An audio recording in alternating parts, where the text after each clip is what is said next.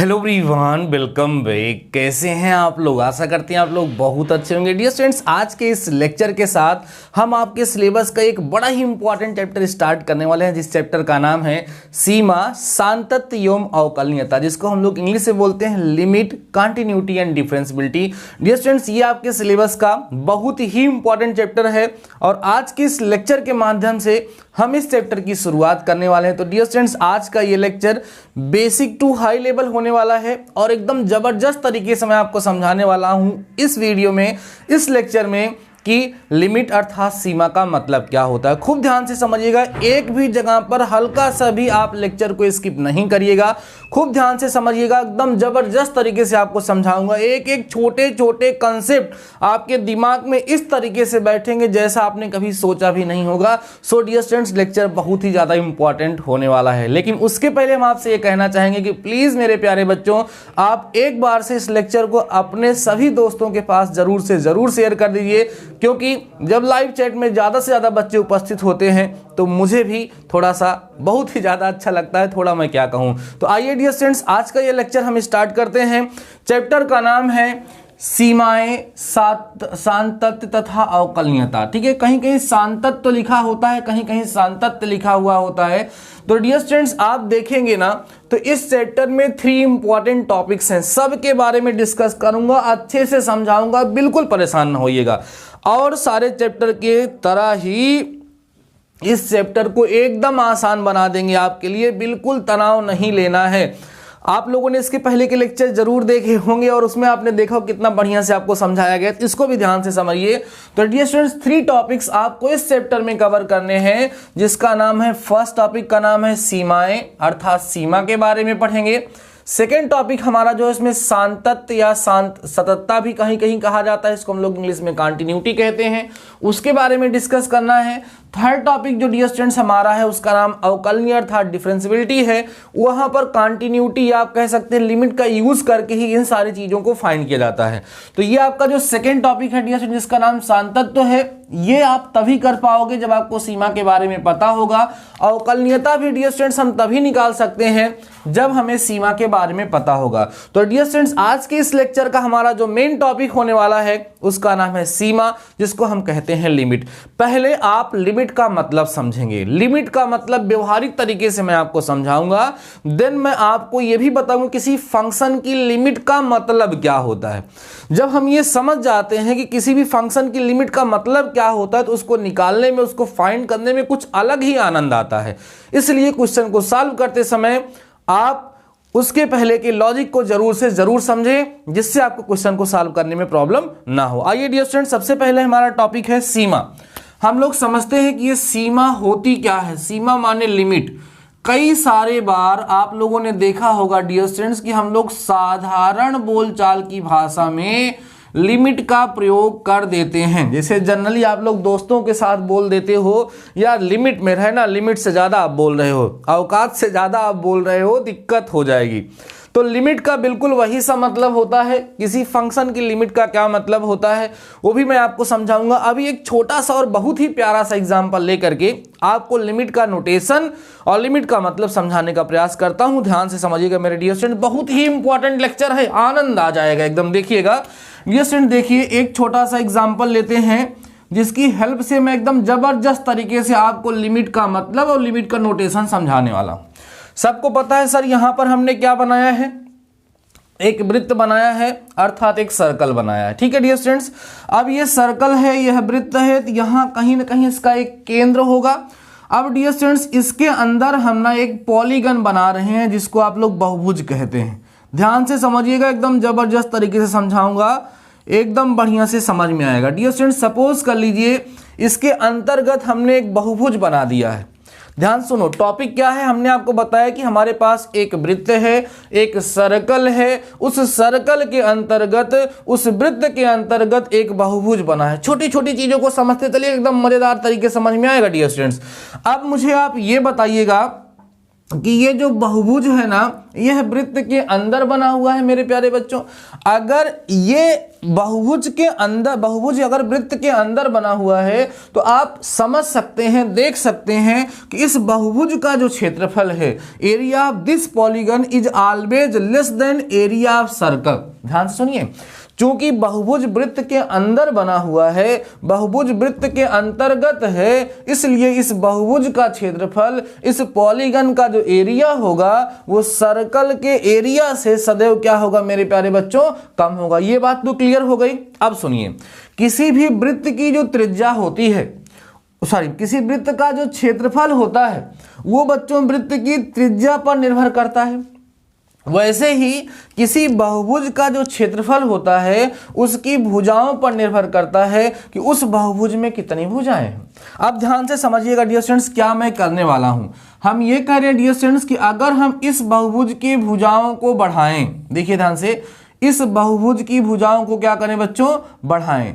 तो अगर हम इस बहुभुज की भुजा को बढ़ाते हैं, माने नंबर ऑफ साइड्स जो हैं वो और करते हैं, तो कहीं ना कहीं इस बहुभुज का क्षेत्रफल इंक्रीज कर रहा है, बढ़ रहा है। और इस बहुभुज का जो क्षेत्रफल है और जो वृत्त का क्षेत्रफल है, उन दोनों के बीच में जो डिफरेंस था, जो अंतर था, वृत्त के क्षेत्रफल और बहुभुज के क्षेत्रफल के बीच का जो अंतर था, वो कहीं ना कहीं रिड्यूस हो रहा है, कम हो रहा है। अगर हम लगातार इसी तरीके से बच्चों इस बहुभुज की भुजा को बढ़ाते गए, इस बहुभुज की भुजा को बढ़ाते गए, तो लगातार इस बहुभुज का क्षेत्रफल क्या होगा बच्चों, बढ़ता जाएगा। और इस बहुभुज का क्षेत्रफल जब बढ़ता जाएगा तो इसके क्षेत्रफल और वृत्त के क्षेत्रफल के बीच में बहुत ही कम सा अंतर हो जाएगा। लेकिन आप ये सोच के देखो, क्या अगर हम इस बहुभुज की भुजा को लगातार बढ़ाते जाएं तो क्या ऐसा पॉसिबल है कि कभी भी इस बहुभुज का क्षेत्रफल इस वृत्त के क्षेत्रफल से अधिक हो जाएगा? नो डियर स्टूडेंट्स, ऐसा नहीं हो सकता है, क्योंकि ये जो बहुभुज बना हुआ है, यह बहुभुज इस वृत्त के अंदर ही बना हुआ है, यह बहुभुज इस वृत्त के अंदर ही बना हुआ है। इसलिए मेरे प्यारे बच्चों, इस बहुभुज का जो क्षेत्रफल होगा वो वृत्त के क्षेत्रफल से अधिक नहीं हो सकता है, बराबर भी नहीं हो सकता है। क्योंकि यह बहुभुज वृत्त के अंदर बना हुआ है, इसलिए इस बहुभुज का क्षेत्रफल वृत्त के क्षेत्रफल के बराबर तो नहीं हो सकता है। यह इसकी सीमा है कि इससे ज्यादा ये नहीं हो सकता है। लेकिन डियर स्टूडेंट, जैसा कि हम आपको यहाँ पे सिखा रहे हैं और बता रहे हैं, अगर इस बहुभुज की भुजा को लगातार बढ़ाते जाएं, लगातार बढ़ाते जाएं, तो इस वृत्त, ध्यान समझिएगा, एकदम जबरदस्त समझा रहा हूं, आप लोग मेरी बात को फील करिए। Think feel then solve, mathematics का ये रूल होता है, सोचो समझो उसके बाद तब क्वेश्चन को सॉल्व करना स्टार्ट करो, मैथमेटिक्स आसान हो जाएगी। तो डियर स्टूडेंट्स, अगर इस बहुभुज की भुजाओं को लगातार हम बढ़ाते जाते हैं तो इस बहुभुज का क्षेत्रफल और वृत्त के क्षेत्रफल के बीच का अंतर बहुत ही कम हो जाता है। अर्थात हम कह सकते हैं कि बहुभुज का क्षेत्रफल इस वृत्त के क्षेत्रफल के लगभग बराबर हो जाता है, बट बराबर तो नहीं होता है और ज्यादा भी नहीं हो सकता है। अब इसी चीज को लिमिट की भाषा में, मैथमेटिक्स की लैंग्वेज में कैसे बोला जाता है ये समझते हैं डियर स्टूडेंट्स। इसको ऐसे लिखते हैं, देखो LIM, जिसको शॉर्ट में लिखा जाता है लिमिट। लिमिट जो है LIMT होता है, तो इसको शॉर्ट में लिखा जाता है। और नीचे लिखा जाता है डियर स्टूडेंट्स, ऐसे लिख देंगे n टेंडिंग्स टू इनफाइनाइट। ये जो एरो बनी है इसका मतलब होता है डियर स्टूडेंट्स टेंस टू, और इसको डियर स्टूडेंट्स टेंडिंग्स टू कहा जाता है, टेंडिंग्स टू। इसका मतलब होता है कि n इनफाइनाइट की तरफ अग्रसर है। आप ये कह सकते हैं कि n इनफाइनाइट के बहुत करीब है, बहुत पास है। कोई कहे भैया कितना पास है, तो आप बताओगे इतना पास है कि उतना पास और कोई नहीं है। तो इनफाइनाइट के जो सबसे पास है वही हमारा क्या है, n है। अब डियर स्टूडेंट्स, इसको लिखा जाता है एरिया पॉलीगन। एरिया आप क्या लिख देंगे हम लोग, पॉलीगन इक्वल हो जाता है dear students area of circle के। ध्यान से समझने का प्रयास करिए, हमने यहां पर क्या लिख दिया।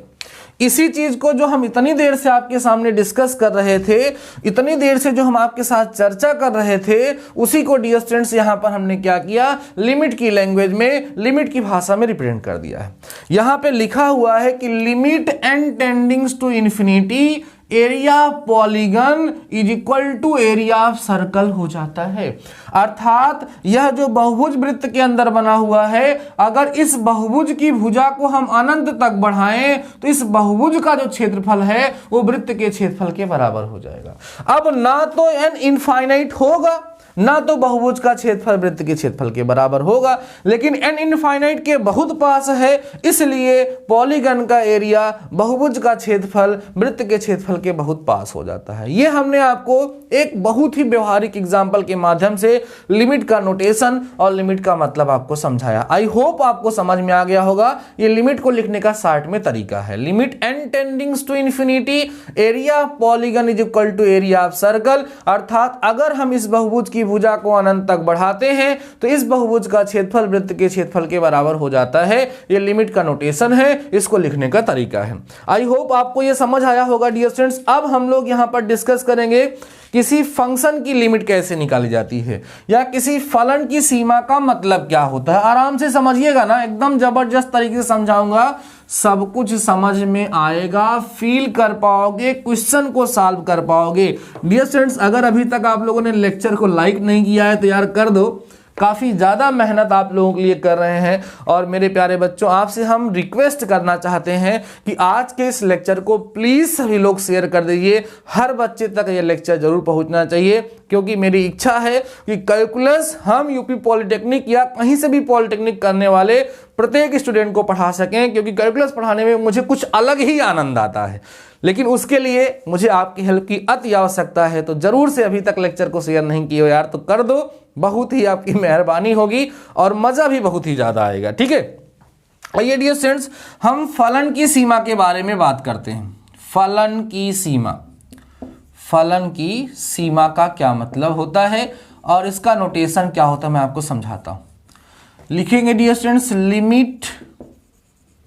Limit of functions, limit of functions, फलन की सीमा का क्या मतलब होता है। डियर स्टूडेंट देखिए, सपोज कर लीजिए कि हमारा कोई फंक्शन f(x) है और मान लो x टेंडिंग्स टू a पर हम इस फलन की सीमा की बात कर रहे हैं। तो पहले आप इसका नोटेशन समझ लीजिए, इसको नोटेट कैसे किया जाएगा। कैसे डियर स्टूडेंट्स लिखा जाएगा, limit x tendings to f(x) करके इसको लिखा जाता है। ये इसका नोटेशन होता है। इसका मतलब होता है किसी फलन की सीमा हम कहां पर ज्ञात कर रहे हैं, a पर ज्ञात कर रहे हैं। x a के बराबर नहीं है, x a के बहुत पास है। कितना पास है, मैंने बताया कि सबसे पास है, इतना पास और कोई नहीं है। अब आइए एक एग्जांपल के माध्यम से मैं आपको समझाने का प्रयास करता हूं कि फंक्शन का मतलब किसी फंक्शन की लिमिट का मतलब होता क्या है। छोटा सा एग्जांपल लूंगा डियर स्टूडेंट, देखिएगा। एग्जांपल है हमारा f(x) is equal to x plus 2। ध्यान दीजिएगा, f(x) is equal to x plus 2 dear students. अब यहां पर हम ना एक टेबल बनाएंगे। यहां पे हम लिखेंगे वैल्यू ऑफ x, ध्यान देना, और यहां लिखेंगे dear students value of f(x), value of f(x), ध्यान दीजिए, value of x and value of f(x) यहां पर हम लिख रहे हैं। तो वैल्यू ऑफ x हम लोग यहां पर वैल्यू पुट करेंगे। सपोज कर लो बच्चों, यहां पर हमने वैल्यू पुट किया 0.9, x की वैल्यू हमने 0.9 पुट कर दिया। समझिए, आराम से समझ आएगा। 0.9 पुट कर लिया डियर स्टूडेंट्स, तो इस फंक्शन की वैल्यू 2.9 आ जाएगी। अगर हम यहाँ पे 0.99 पुट कर दिए बच्चों तो 2.99 आ जाएगा। 0.999 पुट कर दिए तो 2.999 आ जाएगा। ऐसे 0.9999 पुट कर दिए तो 2.9999 हो जाएगा। अब यहां समझने का प्रयास करो डियर स्टूडेंट्स, हमारे पास एक फंक्शन है f(x) is equal to x plus 2। इसमें हम क्या कर रहे हैं, x की वैल्यू को 0.9 फिर 0.9, आप देखो तो x की वैल्यू 1 की तरफ बढ़ रही है, x की वैल्यू 1 की तरफ अग्रसर हो रही है। और जैसे जैसे x की वैल्यू 1 की तरफ बढ़ रही है वैसे वैसे फंक्शन की वैल्यू 3 की तरफ 3 की तरफ बढ़ रही है। तो इसको हम कैसे लिखेंगे, ध्यान से समझिए डियर स्टूडेंट्स। इसको हम लिखेंगे ऐसे, limit x tendings to 1 f(x) is equal to हमारा डियर स्टूडेंट्स कितना आ रहा है, 3 आ रहा है। ये लिमिट को लिखने का यहां पर तरीका होगा। अब इसको अच्छे से हम कब बता पाएंगे भाई, यहां पे पूछेगा कोई ना, भैया यहां पर f(x) है कौन, आपका फंक्शन कौन है, तो आप लिख दोगे डियर स्टूडेंट्स यहां पर limit x tendings to 1 x plus 2 जो है डियर स्टूडेंट्स की वैल्यू कितनी होती है, 3 होती है। ये होता है किसी लिमिट का, उस लिमिट का नोटेशन, उसकी वैल्यू। यहां पर ये रिप्रेजेंट कर रहा है कि हमारा फंक्शन x प्लस 2 है, उसमें जब x की वैल्यू 1 की तरफ टेंड्स करती है, जब 1 की तरफ बढ़ती है, तो उस सिचुएशन में फंक्शन की वैल्यू जिसकी तरफ बढ़ती है, जिसके बराबर होती है, वो कितना है, 3 है। समझ में आ रही बच्चों, ये लिमिट का मतलब होता है और ये लिमिट का नोटेशन होता है किसी फंक्शन का। हमें करना क्या है, इस सिलेबस में, आपके अपने इस सिलेबस में हमें यही सीखना है कि limit x tendings to 1 fx इतना दिया होगा और 3 हमें नहीं दिया होगा, इसकी लिमिट को हम लोग कैसे निकालेंगे। लेकिन अभी एक छोटा सा टॉपिक हम लोग यहाँ पे और डिस्कस करेंगे इसी फंक्शन के बारे में। fx equal to x plus 2 लिखेंगे और एक नई टेबल बना के हम आपके साथ डिस्कस करने वाले। डियर स्टूडेंट्स देखिए, यहाँ पर क्या था, हम x की वैल्यू 0.9 से इंक्रीज करा करके 1 की तरफ लेके जा रहे थे और यहां पे देखिए हम लोग क्या करने वाले हैं, अगेन ध्यान से समझिएगा। मैं लिमिट की वास्तविकता को आपको समझाने का प्रयास कर रहा हूं कि लिमिट का मतलब क्या होता है। जब आप उसको फील कर पाएंगे देन आप क्वेश्चन को भी सॉल्व कर पाएंगे। मेरे प्यारे डियर स्टूडेंट्स, आपको कोई समस्या नहीं होगी, ध्यान से समझिएगा। डियर स्टूडेंट्स, यहाँ पे एक टेबल हम बनाएंगे एकदम सेम टू सेम। यहाँ लिखेंगे वैल्यू ऑफ x, ठीक है, और यहां पे लिखेंगे dear students value of fx, value of fx। जैसे हम टेबल वहां पर बनाए हैं सेम टू सेम यहां पर भी बनाने वाले हैं। समझने का प्रयास आप लोग करिएगा। डियर स्टूडेंट्स, अगर इसी सेम फंक्शन में, ध्यान दीजिए, अगर इसी सेम फंक्शन में x की वैल्यू डियर स्टूडेंट्स हम 1.1 पुट करें तो आपको फंक्शन की वैल्यू 3.1 मिल जाएगी, नो डाउट। यहां जब पुट करेंगे 1.1 प्लस 2 तो आपको 3.1 मिल जाएगा। नेक्स्ट टाइम डियर स्टूडेंट्स हम कहेंगे 1.01 पुट करो तो 3.01 मिलेगा। 1.001 तो डियर स्टूडेंट्स कितना आएगा, 3.001। 1.001 करोगे तो 3.001 आएगा। 1.000 एक जीरो और लगा के रखो तो 3.00001 आएगा। देखो डियर स्टूडेंट्स हो क्या रहा है, यहां पर भी मैं x की वैल्यू को 1 की तरफ लेकर के जा रहा था और यहां पर भी मैं x की वैल्यू को 1 की तरफ ही लेकर के जा रहा हूं। तो आप देख पा रहे हैं डियर स्टूडेंट्स कि जैसे जैसे x का मान 1 की तरफ बढ़ रहा है, जैसे जैसे जो x की वैल्यू है 1 की तरफ टेंड्स कर रही है, वैसे वैसे डियर स्टूडेंट जो फंक्शन की वैल्यू वो 3 की तरफ क्या कर रही है, टेंड्स कर रही है। यहां पर भी सेम हो रहा था। देखो नंबर लाइन पर समझने का प्रयास करो। नंबर लाइन पे सपोज करिए 1 यहां है तो 1 हम इस 1 के पास इधर से जा सकते हैं या इधर से इसके पास आ सकते हैं। तो यहां पर क्या हो रहा था, हम इधर लेफ्ट से राइट की तरफ इस पर जा रहे थे और डियर स्टूडेंट्स यहां पे क्या हो रहा था कि राइट से लेफ्ट की तरफ हम लोग यहां पर आ रहे थे। तो दोनों पर हम लोग कहां टेंड्स कर रहे हैं, 1 की तरफ। जब x की वैल्यू 1 की तरफ टेंड्स कर रही है तो फंक्शन की वैल्यू बार बार हम लोग देख रहे हैं डियर स्टूडेंट्स किसकी तरफ टेंड्स कर रही है, 3 की तरफ टेंड्स कर रही है। इससे यह पता चलता है कि limit x tendings to 1 fx की जो वैल्यू होगी वो कितनी होगी डियर स्टूडेंट्स, 3 होगी। जहां fx है क्या, जहां fx है क्या उसको भी लिख देते हैं तो हो जाएगा लिमिट x टेंडिंग्स टू 1 और fx मतलब dear students x plus 2 equal to क्या हो गया, 3।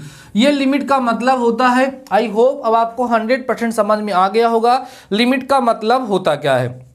अब डियर स्टूडेंट्स हम लोगों को समझना है कि अगर हमें कोई फंक्शन दिया गया होगा तो उस फंक्शन के किसी पॉइंट पर लिमिट को कैसे निकाला जाता है। अभी तक हमने आपके साथ केवल यही डिस्कस किया कि किसी फंक्शन की लिमिट का मतलब क्या होता है।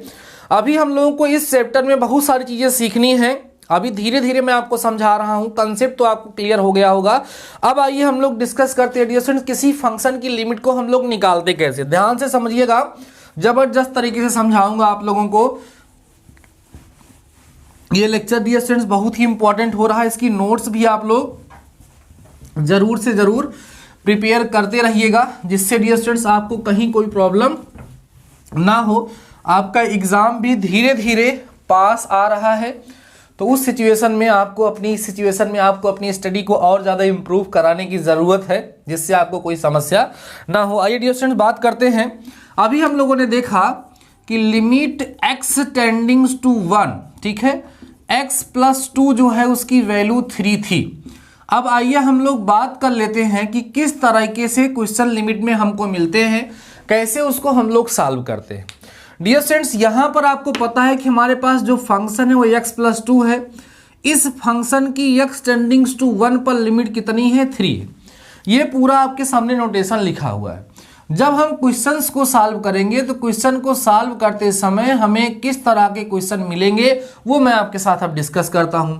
यही क्वेश्चन अगर रहेगा डियर स्टूडेंट्स तो ऐसे लिखा रहेगा limit x tendings to 1 x plus 2 और कहेगा इसको सॉल्व करो। मीन्स आपको पता करना है कि हमारा फंक्शन x प्लस 2 है, जब x 1 की तरफ टेंड्स करेगा तो इस फंक्शन की वैल्यू क्या हो जाएगी, और आपको पता है 3 हो जाएगी।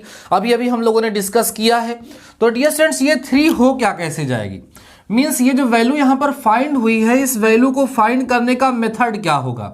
क्या जैसे मैंने अभी टेबल बना करके यहाँ पर चेक किया वैसे हमें बार बार चेक करना पड़ेगा। सपोज करो यही क्वेश्चन ऐसे हो जाए limit x tendings to 2x plus 2 हो जाए, तब क्या आंसर आएगा, या limit x tendings to 3x plus 2 हो जाए तब क्या आएगा, या limit x tendings to 0x plus 2 हो जाए तो क्या आएगा। क्या इन सभी के सभी केस में हमें टेबल बना करके डिस्कस करना होता है तब हमें वैल्यू मिलती है, या डायरेक्टली हम लोग इस वैल्यू को किसी तरीके से फाइंड कर सकते हैं। तो डियर स्टूडेंट्स आइए समझते हैं। अगर इस क्वेश्चन को हम सॉल्व करें limit x tendings to 1 x plus 2 लिखें और हम कहें कि यह जो x टेंडिंग्स टू 1 है, जो x टेंडिंग्स टू 1 है, चूंकि x 1 के बहुत पास है इसलिए हम इस फंक्शन में x इक्वल टू 1 पुट करना चाहते हैं। तो आइए देखते हैं पुट करने पर हमें क्या मिलता है। जब डियर स्टूडेंट्स यहाँ वैल्यू पुट करेंगे आप लोग, तो जब भी आप ध्यान रखिएगा वैल्यू पुट कर दोगे लिमिट की, लिमिट का साइन हट जाता है। तो 1 प्लस 2 इक्वल टू 3, तो देखो तो आपको क्या मिल गया, आपको मिल गया कि limit x tendings to 1 x plus 2 की वैल्यू जो होगी डियर स्टूडेंट्स वो कितनी होगी, 3 होगी, अर्थात 3 होगी। तो यहां पर जो उतनी बड़ी कहानी हम लोगों ने किया था, वैल्यू को ऐसे रख रहे थे, रख के चेक कर रहे थे, उसको हम लोग इस तरीके से डायरेक्ट भी फाइंड कर सकते हैं और ऐसे ही डियर स्टूडेंट्स लिमिट निकाली जाती है। लेकिन होता क्या है, जब हम किसी फंक्शन की लिमिट निकालने का प्रयास करते हैं तो वहां पर कभी कभी प्रॉब्लम आने लगती है। जैसे एग्जांपल समझो यार, मैं पूरा फील कराने का प्रयास कर रहा हूं कि लिमिट का मतलब होता क्या है, ठीक है ना। वो चीज जब फील कर पाओगे ना, क्वेश्चन एकदम जबरदस्त तरीके से सॉल्व करोगे। एकदम देखिएगा ध्यान से। एक अदर एग्जांपल लेते हैं। देखो डियर स्टूडेंट्स, हमने यहाँ पर देखा कि वो टेबल बनाने की जरूरत नहीं है, जो यहाँ पर लिखा है वही वैल्यू हम लोग डायरेक्ट पुट कर सकते हैं और उसको पुट करके हम लोग उसकी वैल्यू को फाइंड कर सकते हैं, उसकी लिमिट। एक और एग्जांपल लेते हैं डियर स्टूडेंट, ध्यान से समझिएगा आप लोग। एग्जांपल एक और देखिए, जैसे कहीं लिखा है dear students limit x tendings to 2x square minus 4 upon x minus 2। अब यहां पर उस मेथड से हम सॉल्व करना चाहें और लिमिट की वैल्यू पुट करना चाहें बच्चों, तो यहां रखोगे 2 का स्क्वायर माइनस 4 अपॉन 2 माइनस 2, तो ऊपर 0 नीचे 0 अपॉन 0 जो होता है डियर स्टूडेंट्स को नॉट डिफाइन कहा जाता है। तो लिमिट जो है वो किसी चीज को डिफाइन करने का प्रयास करती है, उसको नॉट डिफाइन करने का प्रयास नहीं करती है। तो जब ऐसी सिचुएशन उत्पन्न होती है तभी जाकर के हमें प्रॉब्लम होने लगती है और उसी प्रॉब्लम को सॉल्व करना हमें सीखना है। तो इसकी लिमिट कैसे निकाली जाएगी, ध्यान दीजिएगा। इसको निकालने के लिए डियर स्टूडेंट्स हम यहाँ लिख लेते हैं लिमिट x टेंडिंग्स टू 2, और ये जो 4 लिखा है बच्चों इसको 2 का स्क्वायर लिख सकते हैं। तो इसका फैक्टराइजेशन कर दोगे, एक ब्रैकेट में x माइनस 2 आएगा, दूसरे में x प्लस 2 आएगा अपॉन x माइनस 2 आएगा, ये कैंसिल हो जाएगा। देन आपके पास बचेगा dear students limit x tendings to x plus 2, और तब ये वैल्यू यहाँ पुट कर दी जाएगी 2 प्लस 2 इक्वल टू 4 हो जाएगा। तो आपने देखा कि यह एक ऐसा क्वेश्चन था जिसमें हमें ज़्यादा सोचना ही नहीं था, उठा करके x की वैल्यू को हम लोग वहाँ पर पुट कर दिए और लिमिट हमें फाइंड हो गई। लेकिन यहाँ पर क्या था कि अगर हम डायरेक्ट x की वैल्यू को पुट कर रहे थे, इन दैट केस हमारा फंक्शन नॉट डिफाइन हो रहा था, उसकी सीमा डिफाइन नहीं हो पा रही, तो हमने यहाँ पे थोड़ा सा कैलकुलेशन किया जिसकी हेल्प से आसानी से इसकी लिमिट निकल गई। तो डियर स्टूडेंट्स, आपको इस कंप्लीट चैप्टर में यही करना है। जब किसी भी पॉइंट पर किसी भी फंक्शन की आपको लिमिट को फाइंड करना होगा, उसकी सीमा को आपको ज्ञात करना होगा। तो अगर कोई समस्या नहीं है तो आप उसकी वैल्यू डायरेक्ट उसमें पुट कर सकते हो, जैसे इसमें। लेकिन अगर उसकी वैल्यू को पुट करने पर फंक्शन नॉट डिफाइंड कब होगा, जब डिनोमिनेटर में हर में 0 आएगा, रूट के अंदर निगेटिव नंबर आएगा, या जब भी रियल वैल्यू नहीं आएगी तो वहां पर फंक्शन नॉट डिफाइन होने लगता है। जैसे आपके पास कॉसेक आ गया, कॉसेक 0 की वैल्यू कितनी होती है आप बता सकते हैं, कितनी होती है भाई, देखते कितने लोग याद है। तो मान लीजिए उसकी वैल्यू डिफाइन नहीं हो रही है, tan 90 वैल्यू जैसे वो डिफाइन नहीं हो रही है, तो इन दैट केस क्या होगा, नॉट डिफाइंड हो तो उसको हम लोग पहले डिफाइन करेंगे, तब ले जाकर की वैल्यू को हम लोग पुट करते हैं। तो वही सारी चीजें डियर स्टूडेंट्स यहाँ पर हम लोग को सीखना है कि कैसे हम किसी फंक्शन के लिए लिमिट को फाइंड करते हैं। ठीक है, ये चीज समझ में आ गया। अब आइए हम लोग डियर स्टूडेंट्स मेथड्स के बारे में डिस्कस करते हैं कि किस तरीके से हम किसी भी फंक्शन की, किसी भी फलन की लिमिट को ज्ञात करते हैं। तो अलग अलग टाइप के फंक्शन के बारे में हम आपके साथ डिस्कस करेंगे। सबसे पहला टॉपिक हमारा है डियर स्टूडेंट्स बहुपदीय फलन। क्या सा टॉपिक है? बहुपदीय फलन।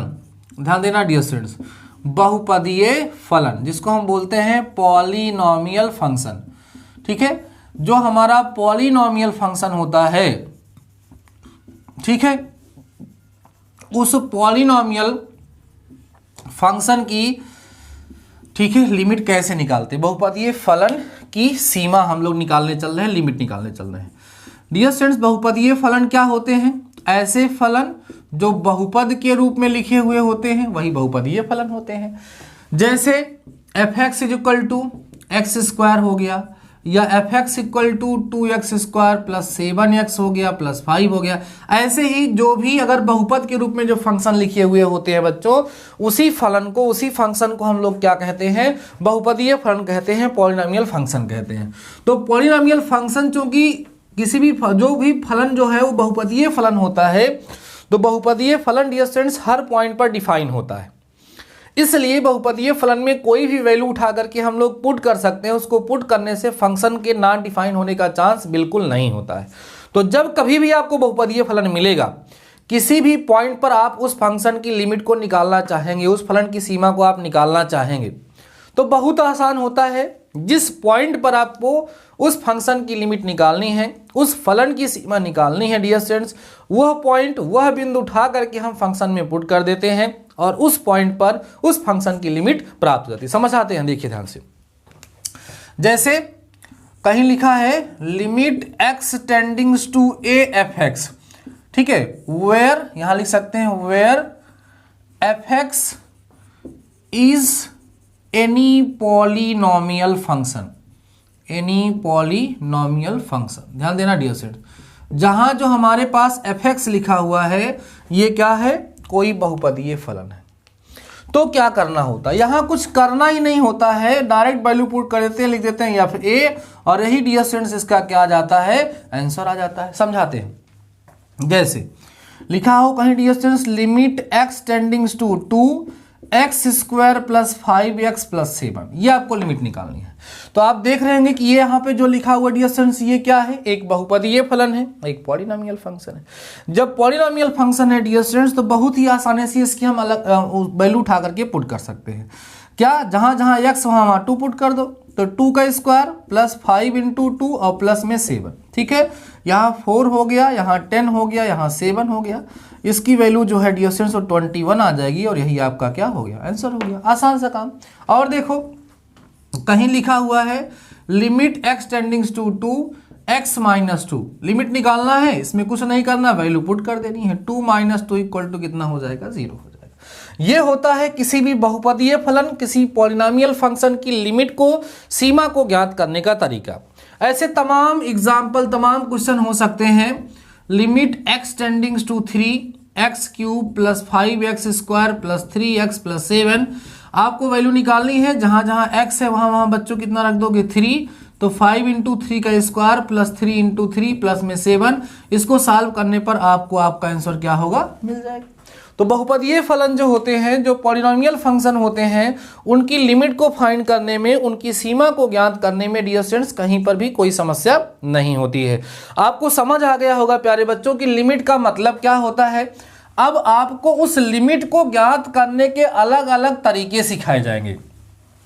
जैसे अभी मैंने आपको सिखाया कि अगर कोई बहुपदीय फलन होगा तो उसकी लिमिट को ज्ञात करने का बहुत ही आसान सा तरीका होता है। जिस पॉइंट पर, जिस बिंदु पर आप उस फलन की लिमिट, उसकी सीमा को निकालना चाहते हैं, आराम से वह पॉइंट, वह वैल्यू उठा करके उसमें हम लोग पुट कर देते हैं। उस पॉइंट पर, उस बिंदु पर डियर स्टूडेंट्स हमें अपने फलन अर्थात उस फंक्शन की सीमा प्राप्त हो जाती है, निकल जाती है। समझ आई बातें डियर स्टूडेंट्स?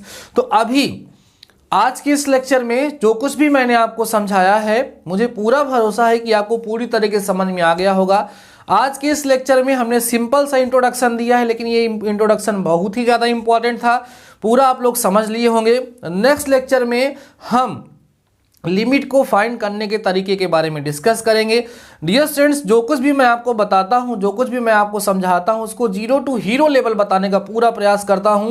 मींस किसी भी चीज को केवल रटाने का प्रयास नहीं करता हूं। इसीलिए आप लोग मैथ्स को अगर बहुत ही अच्छे तरीके से सीखना चाहते हैं तो जिस तरीके से मैं आपको सिखाने का प्रयास करता हूं वैसे आप लोग सीखेंगे तो मैथमेटिक्स में आपको कहीं कोई प्रॉब्लम नहीं होगी और आप आसानी से अच्छा मार्क्स ऑब्टेन कर पाएंगे। डियर स्टूडेंट्स, अगर आपको ये लेक्चर पसंद आया है, आपको अच्छा लगा है, आपको लग रहा है कि हम आपके लिए मेहनत कर रहे हैं, तो अपने दोस्तों के साथ इस लेक्चर को जरूर से जरूर शेयर कर दीजिएगा और कल की क्लास बिल्कुल मिस मत करिएगा, क्योंकि कल की क्लास में हम इसी के आगे आपको पढ़ाएंगे, आपको समझाएंगे और आपको समझ में भी बहुत अच्छे से आएगा। तो ठीक है डियर स्टूडेंट्स, आज के इस लेक्चर में बस इतना।